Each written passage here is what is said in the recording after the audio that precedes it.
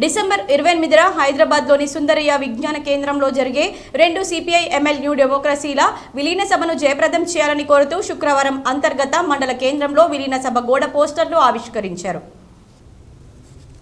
ఈ సందర్భంగా new democracy మండల కార్యదర్శి కొల్లూరు మల్లేష్ మాట్లాడుతూ 2013లో వివిధ కారణాల రీత్యా విడిపోయిన న్యూ డెమోక్రసీ పార్టీలు విలీనం అవ్వాలనుకోవడం శుభ పరిణామమని అన్నారు.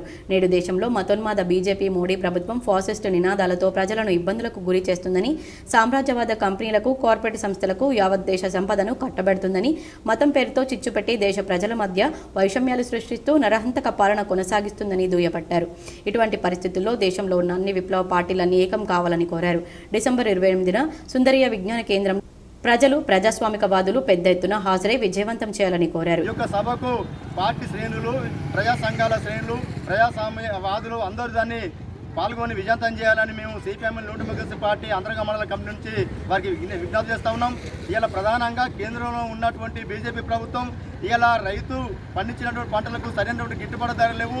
ఇలా చదువుకున్నటువంటి యువకులకు కోటి ఉద్యోగాలు ఇస్తానని కూడా ఎన్నికల ముందు అనేక వాగ్దానాలు చేసినప్పటికీ ఇలా కోటి ఉద్యోగాలు కూడా ఒక్క ఉద్యోగం కూడా ఇచ్చినటువంటి దాఖలాలు కూడా బీజేపీ ప్రభుత్వం లేదు.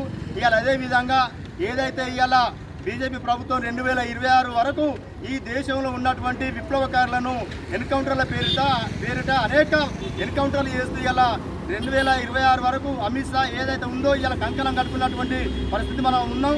ఇలా బూటకపు ఎన్కౌంటర్లతో ఈ విప్లవాలను ఆపలేరు.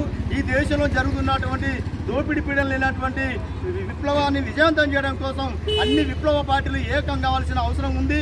ఈ కార్యక్రమంలో అఖిల భారత రైతు కూలీ సంఘం జిల్లా అధ్యక్షులు మేరుగు చంద్రయ్య, పార్టీ డివిజన్ నాయకులు వేల్పుల సాంబన్న, పైడిపల్లి రమేష్, కట్కూరి వెంకటేష్, రమేష్ కేశవ్, రమేష్, అల్వల లింగయ్య, బూఖ్యారాజు తదితరులు పాల్గొన్నారు.